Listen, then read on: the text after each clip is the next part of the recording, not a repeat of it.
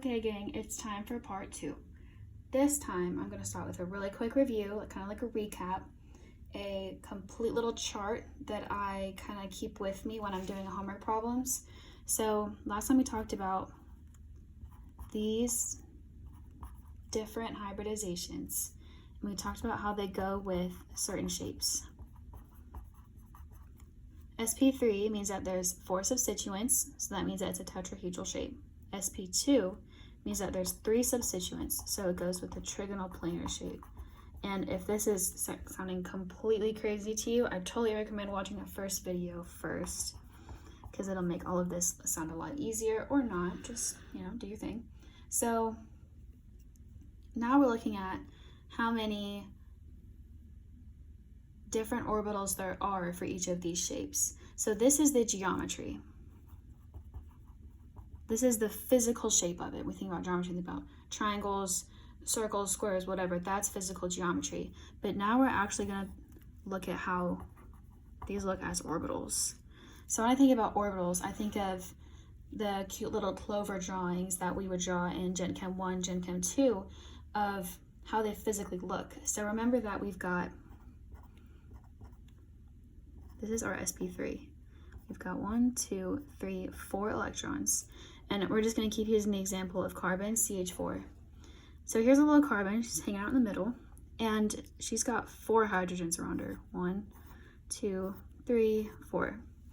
And what this little sp3 means is that there's 4 sp3s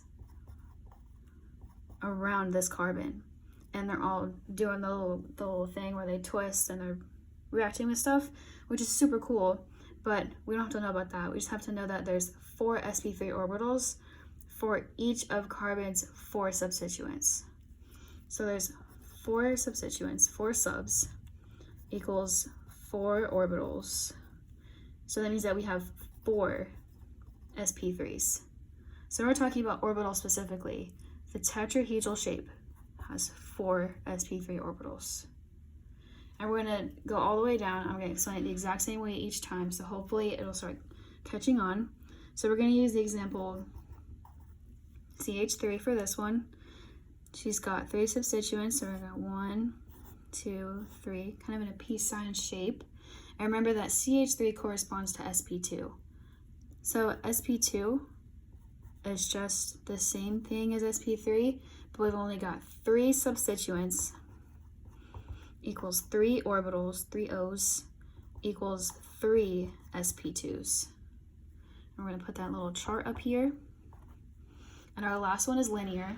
So while the chart isn't in view anymore, I'm just going to write it in this little corner. So let's do a CH2. 2 substituents, so we got 1, 2. And remember that the linear shape is just an sp orbital because we've got 1, 2, 1, 2. 2 substituents equals 2 O's equals 2 sp orbitals. Okay? So since we've got that, we're going to talk about how these orbitals respond to shapes and actual molecules. So we're going to start out with a little example, and then we're going to get the examples to go a little bit harder each time. So here's one.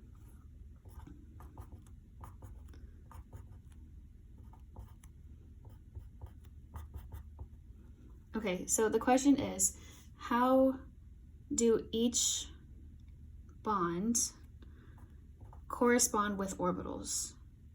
So the way that I like to think of it is I like to separate, okay, how many different bonds do I have, right? So we have this bond, the H to C, we have C to C, and we have C to N. But one quick thing that we have to go over before we talk about these bonds is, wait, how do triple bonds make a difference? Because before, in the first video, we talked about how sp3 is just 4 of the same thing. We've got sp3 for 4 substituents. And before, we had 3 sp2s and 1 p left. Like this. So what about this p? What is she doing over there? Same thing with these sp orbitals. We had 2 p's left. What are they doing? Like, literally, what are they doing over there? These correspond to the bonds themselves. So when we talk about sigma bonds are just plain old sigma bonds. They look like that. These are all sigma bonds. And pi bonds correspond to these extra p's at the top. I'm not sure if that was cut out or not, but pi bonds correspond to these p's at the top. So when we have a double bond, that means that we have 1 sigma and 1 pi bond. And that's just because when we have a pi bond, that means that we have an extra p orbital that's hanging out. So when we have triple bonds, this is a double bond. Sorry, I should have specified that. When we have a double bond, this is 1 sigma and 1 pi. When we have a triple bond, I'm going to put it over here, we have 1 sigma bond and 2 pi bonds. And that is just because of how orbitals look. It's really hard to draw them. So just trust me on this, and I'll show you how they look on actual molecules like this one. So let's keep going with our little example. I'm sorry, all over the place. But we've got our H to C bond, our C to C bond. I'm going to put all of these here. And I'll explain why I'm putting C N 3 times. For a triple bond, remember that I said that for triple bonds, we have 1 sigma and 2 pi bonds. So that means that we technically have 3 different segments of these, because there's 3 of them, 1, 2, 3. So let's start with HC first, because HC is kind of like the easy giveaway. HC is a sigma bond, because we've got our cute little dash, she's just hanging out. And for hydrogen, we didn't go over hydrogen in the last video, but hydrogen is just plain old S, because hydrogen is in the very top of the periodic table. There's hydrogen, helium, and it keeps, actually helium's on that side, sorry. Hydrogen just keeps going down, it's number 1, gotta love hydrogen. So hydrogen is just S, because it only has 1 electron, it only has 1 orbital. So it means it's just S like this. And our carbon, remember, it depends on what surrounds it. So let's look at our carbon. We've got H, she's just hanging out right here. But our carbon has 4 substituents, 1, 2, 3, 4. It doesn't matter that they're not all the same. It just matters how many substituents carbon has around it. And carbon has 4 substituents. So 4 substituents corresponds with 4 orbitals, which means that it's an sp3. And as we keep going, I hope it'll make more sense. So right now this looks kind of weird. This is just telling us that, okay, hydrogen is an H and carbon is sp3. And this is just telling us what exactly is going on in the orbitals around this bond. So let's do carbon and carbon. See if you can try to figure it out as I go along. So we've got a sigma bond again. It's got cute little dashes hanging out. And the first carbon on this side, we've already decided that's sp3. And the reason we did that was because there's 1, 2, 3, 4 orbitals. So how about this carbon? This carbon only has 2 substituents. So what does that mean? It means that it's only an sp orbital, like this. And if this is all looking super weird, just rewind to the beginning of this video where I explain why this is sp and this is sp3. And the reason I split all of these up is because there's technically three bonds, because there's 1 sigma and 2 pi bonds in a triple bond. So one of these is just a plain old sigma bond. And that one's easy because that one is just, okay, carbon has 2 substituents and nitrogen technically has 2 substituents like this. So we've got sp and sp. And this is the weird part. So I know that we have 2 pi bonds. That's just something you can memorize and keep in your brain forever. But what does that actually mean? Sorry, it's not focusing. Okay, so previously when we had talked about how there's sp bonds and then there's those 2 p's left over, those 2 p's correspond to these orbitals. So They always look the same. P, like the little P bonds always look the same, and they literally just look like this. And we have the 2 pi's because we had 2 p orbitals left over for the sp. And that might sound kind of weird, and I'm not like a super scientist, so I'm not sure if that really helps, but that's just the way I think of it. And the number one thing when you're talking about double, triple, whatever bonds, is that double bonds have 1 sigma and 1 pi. Triple bonds have 1 sigma and 2 pi. And these all correspond to orbitals in the same bond. Because while there's 3 of these, it's still only 1 bond. And there's 3 of them because it's a triple bond. So if this was a double bond, we would say, okay, there's a sigma bond, sp, sp, if it looked like this. And we have our pi bond, p dash p. So we're actually going to use a real example and count sigma bonds and pi bonds, because that might help make everything make more sense. And then in that example, we're going to identify a handful of orbitals. So at first I'm going to draw the stick figure. Let's move all the way down to the blank canvas. Okay, so first I'm going to draw the simplified version, the stick version, because this can also help you recognize how we draw stick versions. And this is a double bond, and then we've got this one right here. So this looks weird. What the hell is this? This is a molecule, and we're going to look at specifically these, and we want to identify these orbitals, A and B. So what always helps me, number one, is to start with actually making this make sense in my brain. If this makes sense in your brain like this, all the power to you, but I'm going to draw it out because it helps me count stuff, because we want to be able to count carbons, hydrogens, and what types of bonds that they have. So the reason I drew it like this to start off with is that there's always carbons at every single point. And with a triple bond doesn't just connect to here. So that means that there's a little carbon in the middle, just hanging out right there. So we have a carbon here, and a carbon at this little point.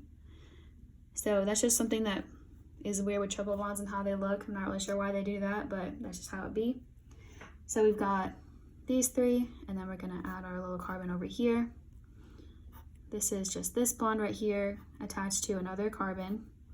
And then we've got a double bond to another carbon. This is this bond right here to a carbon going up to another carbon, and then this is another double bond going down to another carbon. So I'm so sorry, I forgot a little O right here. That's an O, not a carbon. So now when we go through this, I want to count hydrogens, carbons, and we already know there's one oxygen, that's kind of a given. So we want to count these, but you're like, wait, there's no hydrogens. When we add hydrogens to molecules like this, the important thing to keep in mind is, does my carbon have a full octet? Because carbon loves full octets. Even though the hydrogens don't want to kiss, carbon really likes hydrogens. So we count to see how many bonds are around the carbon, and then at that point, add hydrogens. So for this one, we've got hydrogen up here, and this is 1, 2, 3, 4. So this carbon's good. This carbon only has 3 bonds, so we're gonna add a little hydrogen right there. This carbon only has 1 bond, so this one needs 3 hydrogens. And this is just to further enforce the tetrahedral shape. It wants 4, it loves 4. So let's keep going. This carbon has 1, 2, 3, 4. That's good. For practice sake, oxygen also likes to have a full octet, but since we can't just willy-nilly add hydrogens to oxygens, we're just gonna add some little lone pairs by itself, because oxygen loves lone pairs. This carbon has 1, 2, 3, 4, so it's good. This carbon only has 1, so it's 3 hydrogens, and then this carbon has 2 bonds, so this one only needs 2 hydrogens. Okay, now we're gonna count carbons and hydrogens to make sure that we're on the right page. And you just count them like normal. 1, 2, 3, 4, 5, 6, 7, 8 carbons. Hydrogens, 1, 2, 3, 4, 5, 6, 7, 8, 9, 10. 10 hydrogens. And please correct me if I'm wrong in the comments, but I'm pretty sure that's right. So now we're going to count sigma bonds and pi bonds. So sigma bonds are just these cute little lines are just hanging out. Remember, I'm so sorry. Remember that double bonds are 1 sigma and 1 pi bond. Triple bonds are 1 sigma and 2 pi bonds. So it's okay if you count triple bonds and double bonds twice, or if you go over them twice in your counting, because that's what you're supposed to do. So I'm going to use different colors. Oops. Okay, so sigma bonds, we're going to do sigma first because sigma's easy. Start right here. Triple bonds have 1 sigma and 2 pi bonds. So we've got 1 sigma, another one, another one, another one, all like this. And this doesn't look like enough, and you're right, because hydrogens, this little connection right here is also a sigma bond. And I don't always draw out these little lines right here because it just gets kind of messy. So just remember that they're there, and you can draw the lines if you want. Highly recommend it if it helps you. So remember that these are also sigma bonds, these 2 and these 3. So we're going to count all together.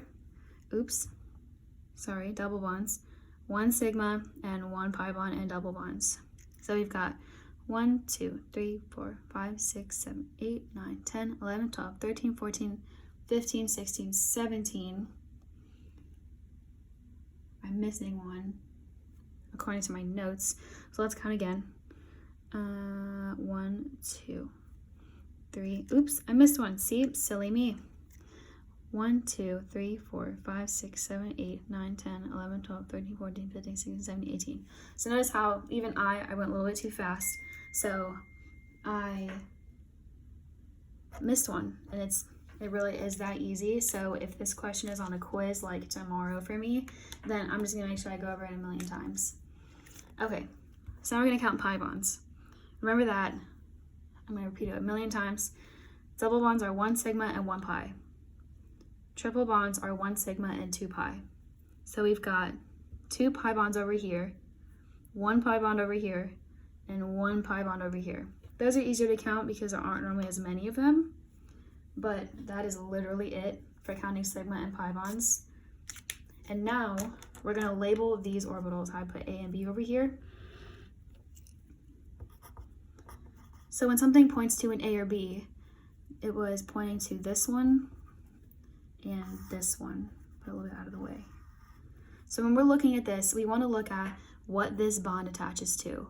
So in simplification, this bond is attached to a carbon like this, and then another carbon like this.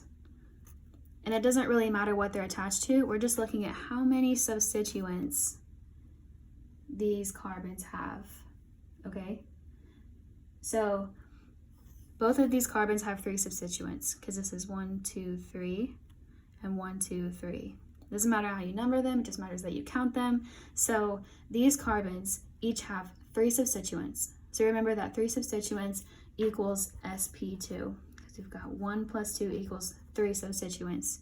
So that means that for this B, we've got sp2 connected to an sp2, and that's it.